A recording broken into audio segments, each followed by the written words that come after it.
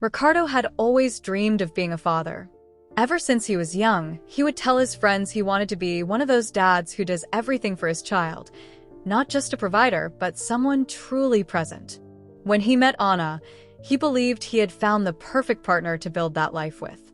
2 years later, the news that changed everything came. Anna was pregnant. Ricardo cried when he heard the baby's heartbeat for the first time during the ultrasound. It was a cry filled with gratitude and a silent promise, a promise of unconditional love. Throughout the pregnancy, he was an attentive partner. He went to every doctor's appointment, decorated the nursery, and spoke to Anna's belly every night, as if Lucas, the name they had chosen, could already hear and understand how deeply he was wanted. When Lucas was born, Ricardo's world lit up with new colors. He still remembers the feeling he had when he first held that tiny, fragile being in his arms. Lucas's curious gaze, even as a newborn, seemed to recognize who he was. In that moment, Ricardo felt like his entire life finally made sense. As the months went by, Ricardo threw himself into fatherhood with all his heart. He was the one who woke up at 3 a.m. to prepare bottles, who spent hours rocking Lucas until his cries softened, who celebrated every milestone. The first smile, the first time crawling, the first daddy said through clumsy babbles. People would say he was a rare kind of father. Maybe he was. Ricardo didn't do it out of obligation. Every diaper change, every sleepless night, every exhausted morning at work was rewarded with a toothless grin or a tight little hug. To him, Lucas was a piece of his own heart living outside his body. On weekends, they had their rituals, makeshift pool baths in the backyard, drawings scattered across the living room, games until the floor was covered in toys. Ricardo didn't mind the mess. To him, that was the true definition of home. Sometimes, while rocking Lucas to sleep, Ricardo would look down at his son and think, "No matter what happens in this life, I will always be here for you." At that moment, he had no idea that his promise would be tested in a way he could never have imagined. But life, with its mysterious ways of testing true hearts, was already preparing the ground for the storm to come. And Ricardo, unknowingly, was building his strength in the details, in the small, pure acts of love, to face the biggest decision of his life. Time seemed to be moving way too fast. Lucas was already 2 years old, and Ricardo was proud of every little milestone his son achieved. The first awkward run, the new words he learned, the easy laughter over the smallest things. It was impossible to imagine life without him. But, like small cracks in a solid wall, comments began to surface. First, it was a distant aunt at a family lunch who joked, "Wow, Ricardo, Lucas doesn't look anything like you, huh?" Then, a coworker, looking at a picture on Ricardo's phone, said, "Man, the kid doesn't resemble you at all." Ricardo always answered with a strained smile, brushing off the remarks that, unintentionally, dug deep into his mind.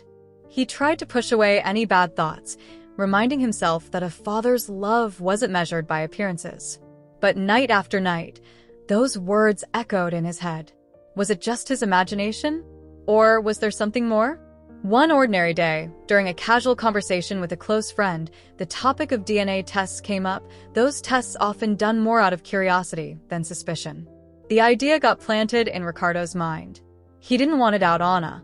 He didn't want to question the love he felt for Lucas. But something inside him, a small persistent voice, demanded answers. After a long internal struggle, he gave in.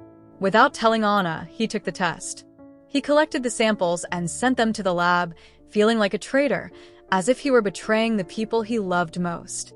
The waiting days were pure torture. Every time Lucas hugged him or said, "Daddy," Ricardo's chest tightened. He felt dirty, wrong, weak for having given in to doubt. Then the result arrived. And with it, Ricardo's world collapsed. DNA incompatibility. 0% chance of paternity. The ground seemed to disappear beneath his feet. Breathing became hard. Reality, harsh and cruel, hit him like a direct punch to the chest. Lucas, his little Lucas, was not his biological son. The love he felt didn't change in that instant. But the trust, the security, the certainty in the life he had built. All of that was ripped away without mercy. That night, Ricardo faced Anna, his eyes full of tears and his heart in pieces. "I need you to tell me the truth," he asked, almost in a whisper. Anna broke down in tears before he could even show her the result. She confessed, between sobs, that in the early days of their relationship, before they were truly committed, she had made a mistake. She got pregnant without knowing for sure who the father was. She chose to believe it was Ricardo's because she loved him, and because she was afraid of losing him. Her words cut like knives. Ricardo felt betrayed, deceived, humiliated. Unable to think straight, he left the house that night. He wandered aimlessly through the streets, like a man running from a pain he knew he couldn't escape. In his mind, a single cruel and desperate question echoed. What do I do now? At that moment, Ricardo had no idea that the hardest decision of his life was still ahead, and that it would change everything forever. The days that followed were a whirlwind. Ricardo spent sleepless nights pacing back and forth in the small apartment that now felt far too big and empty. The DNA test still lay on the table, like an open wound he couldn't bring himself to face, but also couldn't manage to ignore. The pain of betrayal burned inside him like a live fire. It was more than infidelity. It was the feeling of having been deceived in something sacred, the building of a family. Everything he had dreamed of, everything he had idealized, now seemed stained by a lie. Anger, sadness, and despair fought within him. Sometimes he thought about leaving, disappearing, starting over somewhere far away. Other times he imagined going to court, demanding a final separation, cutting all ties. After all, he owed nothing to Anna, nor now to Lucas. But that was when the real weight would crush his chest. Because no matter how much he tried, Ricardo couldn't think of Lucas as someone else's child. When he closed his eyes, all he saw was the gap-toothed smile, the look of adoration when Lucas called him Daddy, the tiny hands reaching for his whenever he was scared. Lucas was his son. He was his in every tight hug, in every bedtime story, in every Sunday morning playing together in the backyard.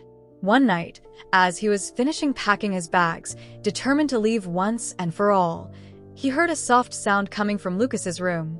It was a quiet, broken sob. Without thinking, Ricardo went to him. When he opened the door, he found Lucas sitting on the bed, clutching his pillow, his little eyes filled with tears. "Daddy, will you stay with me?" the boy asked, his voice trembling. It was as if the entire universe froze. Ricardo fell to his knees beside the bed and hugged the boy with all the strength he had. And in the warmth of that embrace, he understood everything. Lucas wasn't to blame. He hadn't chosen how he came into this world, knew nothing of the lies, and carried none of the adult's pain.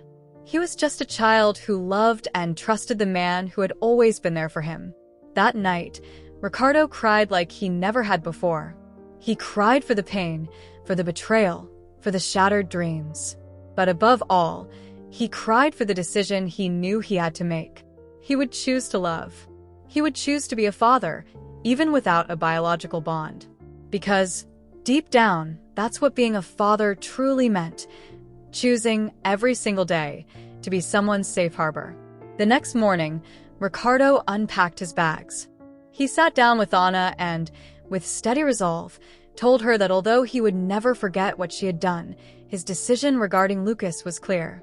"He is my son, and I will not leave him." Anna cried. She asked for forgiveness, once again. They both knew their relationship would never be the same. There were wounds that would take years, maybe a lifetime, to heal. But when it came to Lucas, there was an unshakable certainty. The love Ricardo felt was real. And, above all, it was a choice. A choice he would make again, every single day. The months went by. At first, it was hard. Very hard. There were judgmental looks, cruel remarks from friends, acquaintances, even from his own family. Some said Ricardo was foolish for choosing to raise a child that wasn't his.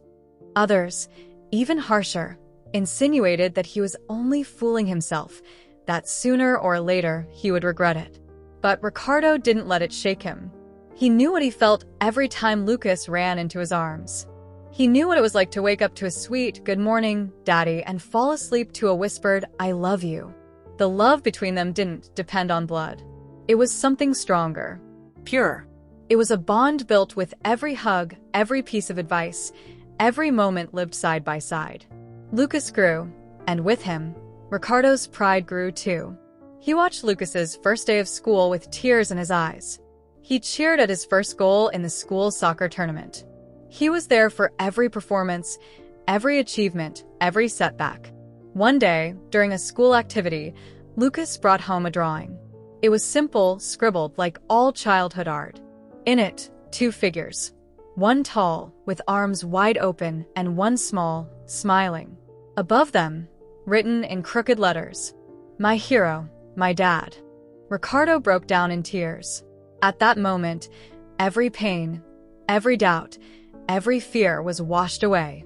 No betrayal, no cruel words, no genetic test could ever change that. He didn't need a test to know who he was. He was the man who woke up in the middle of the night to care for a sick child.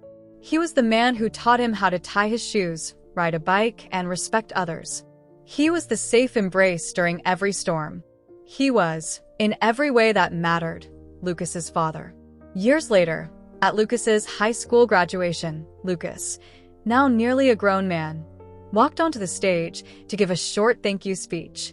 With the microphone trembling in his hands, he searched the crowd until he found Ricardo and said, his voice thick with emotion, "Today, I want to thank the man who chose to be my father, who taught me that family is built on love, not blood. Thank you, Dad. I am who I am because of you." Applause echoed throughout the auditorium. But for Ricardo, there was only Lucas's emotional gaze and the unshakable certainty that, in the end, he had made the right choice. The love that is born from blood is natural. The love that is born from choice is eternal.